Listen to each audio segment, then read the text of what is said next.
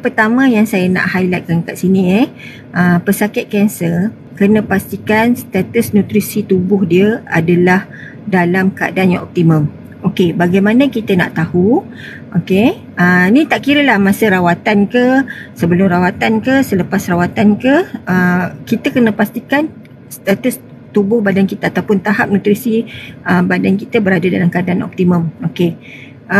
Especially semasa rawatan. Okey, semasa rawatan, sebab rawatan kanser ni dia bukan rawatan macam sekadar kita ambil ubat Panadol, kita ambil ubat antibiotik, macam tu tau. Dia punya rawatan ni agak, orang kata kita panggil kuat tau. Kuat yang mana badan kita tu sendiri memerlukan tenaga yang banyak untuk pastikan orang kata rawatan tu berkesan secara optimum. Okey. So, macam mana kita nak pastikan badan kita ni berada dalam tahap yang optimum? Kita boleh tengok a few indikator lah. Indikator yang paling utama adalah berat badan. Okey.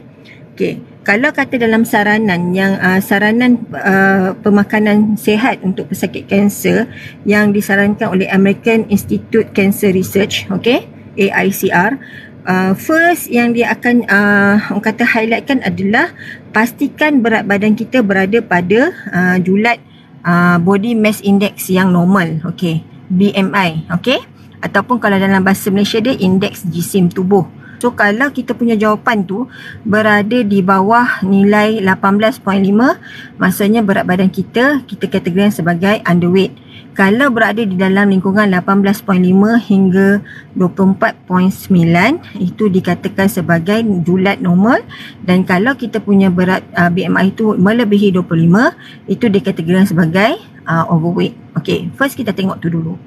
Okey, contohlah bila seseorang tu telah didiagnose ataupun mempunyai penyakit kanser, selalu kita akan tengok satu, dia ada simptom tak? Simptom-simptom yang menyebabkan dia punya pengambilan makanan dia terganggu.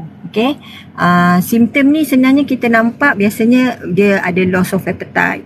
Dia ada rasa sakit bila nak makan, ada masalah mengunyah, ada masalah menelan. Okey, kadang-kadang reduce appetite, kadang-kadang rasa macam nak muntah, simptom-simptom macam ni.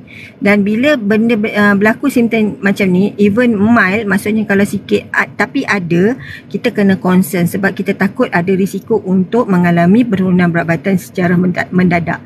So bila especially bila orang yang baru tahu dia kena kanser, saya pasti salah satu kesan dia adalah dia akan mengalami emosi terganggu tau. Bila emosi terganggu, dia akan rasa macam kata takut, akan seek for treatment yang cepat, cuba cari ni macam mana nak ubati kanser dengan cepat. Okey. So benda-benda ni akan menyebabkan efek kepada maybe selera dia sekurang-kurangnya, especially perempuan lah. Okey. So bila efek pada selera tu menyebabkan orang tersebut tak mampu nak makan dengan bagus. Okey. Dan bila ini berlaku, benda pertama yang kita akan nampak adalah penurunan berat badan secara mendadak. Mendadak ni maksudnya kalau dia setakat turun setengah kilo seminggu, itu masih okey. Tapi kalau dia turun melebihi 1 kilo seminggu, itu dah dikira mendadak. Walaupun dia dikategorikan sebagai orang yang ada masalah berat badan berlebihan. Orang kanser kalau dia ada masalah berat badan berlebihan pun, kalau kita nak suruh dia turun berat badan pun, kita takkan galakkan dia turun secara mendadak.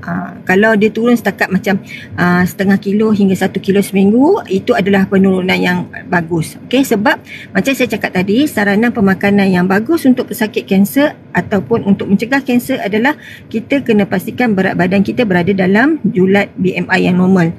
Jadi bila orang tu mengalami berat badan berlebihan ataupun berat badan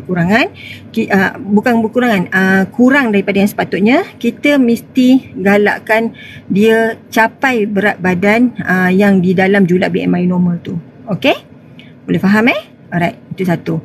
Jadi indikator dia tu bila kita mengalami penurunan berat badan yang secara mendadak turun tu atau turun, jadi itu indikatkan kita menunjukkan kita makan tak cukup. Bila kita makan tak cukup, okey, badan kita tak cukup kuat untuk terima treatment nanti. Okey? Jadi bila ini berlaku, kita takut treatment yang diberi tu tak memberi kesan yang maksimum ataupun optimum untuk mengawal kanser tu. Okey? Apa-apa pun yang penting badan kena sihat, badan kena kuat. Jadi untuk memastikan perkara ini berlaku, okey, sebenarnya pesakit kanser ni dia tak perlu pantang apa-apa. Tak perlu pantang apa-apa.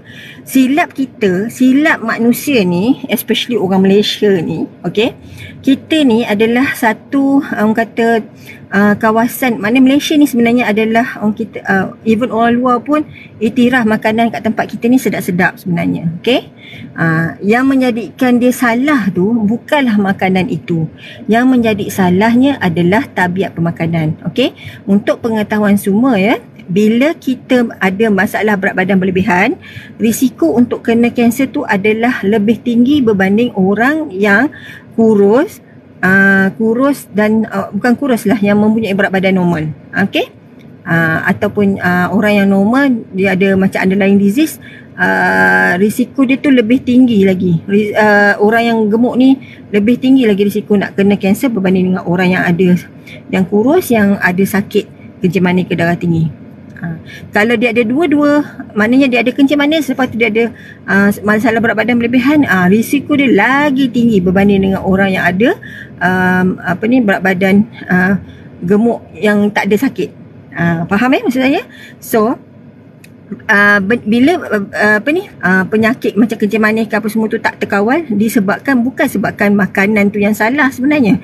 It's actually because of kita makan tidak betul. Okey, maksudnya tabiat pemakanan kita tu yang tak betul. Okey, jadi bila pemakanan kita tu kita tak follow ikut saranan yang sepatutnya, maybe kita ambil terlalu banyak makanan yang berlemak ke, terlalu banyak makanan yang manis ke, benda tu yang akan menyebabkan kawalan gula dalam orang kencing manis tak bagus.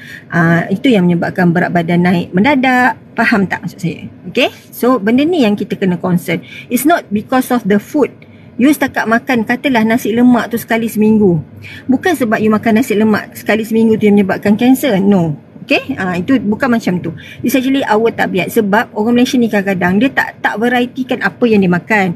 Hari-hari kadang-kadang dia ambil nasi lemak, hari-hari kadang-kadang dia ambil orang kata benda macam ikan goreng contohnya. Sebab benda lain jenis, kadang-kadang ada orang yang fasikan, dia tak suka nak makan benda-benda lain, dia just makan ikan. Tapi ikan tu dia tak nak masak lain, dia nak masak goreng saja. So end up satu hari dia punya pengambilan kalori tu meningkat. Okay, bila meningkat dia tak buat aktiviti fizikal yang mencukupi. So ekstra kalori tu akan ditukarkan kepada lemak, yang mana lemak tu menyebabkan peningkatan berat badan. So bila kandungan lemak tu meningkat, biasanya risiko nak kena kanser tu akan meningkat lah.